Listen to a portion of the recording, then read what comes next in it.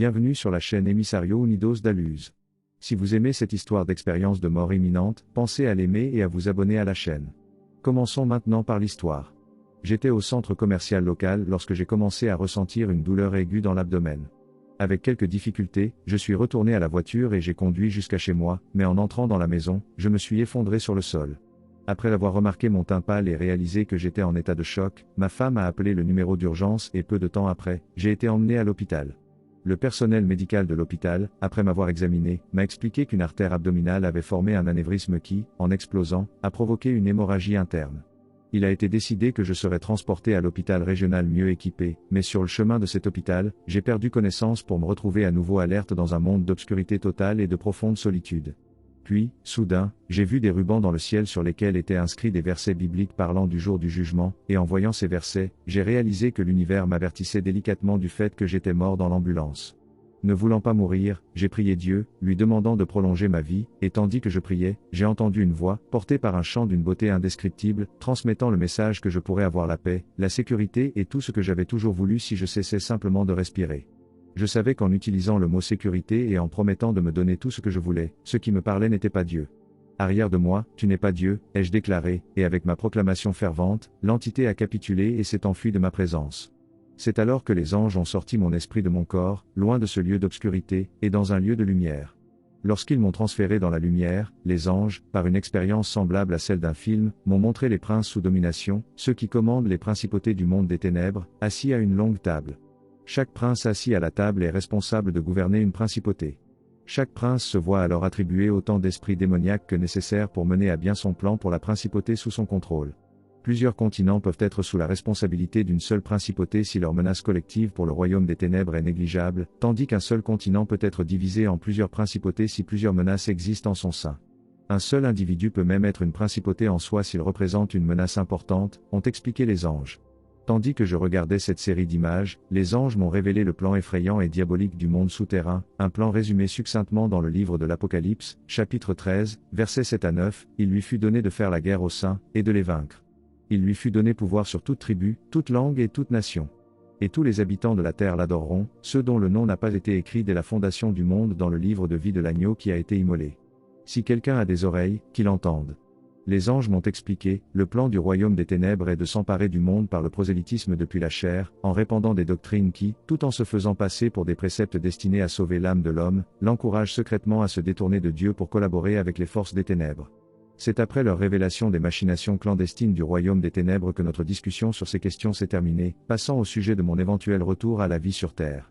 Comme je voulais continuer ma vie sur terre, les anges m'ont amené devant Dieu pour implorer sa permission et sa grâce. Cependant, alors que nous approchions des portes du ciel, un ange m'a arrêté devant la porte. Si tu devais avancer par la porte, tu ne pourrais pas retourner à ta vie physique. Tu devras implorer Dieu de l'extérieur de la porte, m'a expliqué l'ange. Alors que je me tenais devant la porte, j'ai commencé à exprimer ce que je considérais comme le travail que j'avais accompli comme un culte, et toutes les bonnes choses que j'avais faites au cours de ma vie. Ta foi est morte. Tes œuvres sont vaines. La vie que tu as vécue et que tu m'as offerte, une vie de service chrétien, est une abomination que j'ai rejetée chez le pharisien. Alors qu'est-ce qui te fait penser que je l'accepterais d'un chrétien laodicéen ? En fait, ta vie n'est pas différente de celle de millions de chrétiens, et comme toi, ils sont en danger de ma colère éternelle, a déclaré Dieu. En tant que personne qui avait vécu comme prédicateur et enseignant, je ne pouvais pas, à l'époque, croire le point de vue de Dieu. Tu n'as pas fait ces œuvres pour moi. Tu les as faites pour un faux Dieu, a dit Dieu. Seigneur, j'ai travaillé pour toi. Je t'ai appelé Seigneur chaque jour, ai-je répondu. Bien que tu m'aies appelé Seigneur, tu n'as jamais fait de moi ton Seigneur, a-t-il répondu.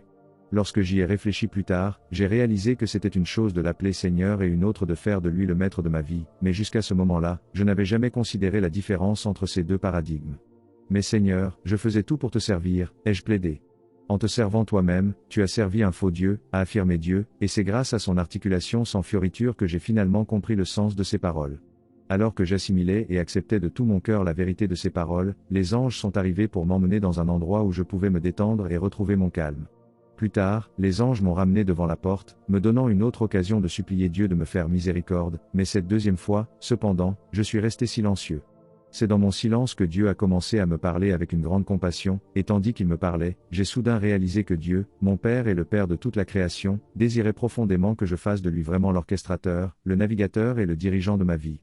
Tandis que Dieu me parlait avec tant d'amour et de douceur, j'ai réalisé que malgré mes erreurs, Dieu, incarnant un amour et une compassion sans limite, m'aimait et prenait toujours soin de moi, et c'est par un tel amour inconditionnel qu'il m'a rendu ma vie. Dieu m'a également confié un message en 5 points à transmettre à l'Église. Pourtant, en utilisant le terme Église, il ne voulait pas dire l'Église telle que nous l'entendons communément. Il m'a demandé de ne pas, il demande à tout le monde d'entendre le message. S'il voulait que quelqu'un l'entende, il s'en chargerait lui-même. Le premier point est que nous vivons actuellement à l'ère de l'Église de Laodicée, où l'immense majorité des chrétiens sont des professeurs de bouche plutôt que des transformateurs de cœur, et à moins qu'ils ne se réveillent, il les vomira de sa bouche. Deuxièmement, il veut que son Église comprenne que leurs adversaires ou démons sont très personnels et puissants. Troisièmement, si vous vous attendez à ce que la puissance de Dieu se manifeste dans votre vie, vous devez marcher sur le chemin que Dieu met devant vous, vous devez marcher par la parole, pas seulement par la parole.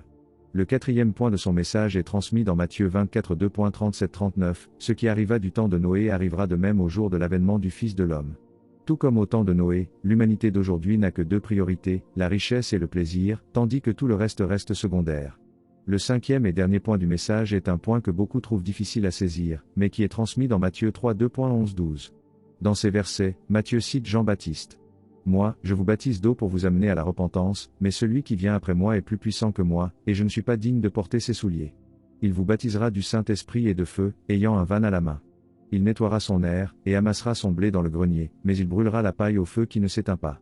Le Seigneur m'a donné ce message en 5 points à transmettre à son Église, à ces chercheurs de vérité qui, dans leur cœur, désirent faire de notre Seigneur le timonier de leur vie. L'ange m'a permis de visiter le 2e ciel, qui est le royaume de Satan, et d'observer les différents esprits qui habitent ce royaume. Je me suis rappelé qu'au séminaire, les professeurs utilisaient des analogies et des métaphores doctrinales pour expliquer comment atteindre le ciel, nous conseillant de suivre la doctrine pour que tout se passe bien. Et c'est exactement ce que j'ai fait. Pourtant, alors que je me tenais devant la porte du 3e ciel, le Seigneur m'a déclaré que ma foi était morte.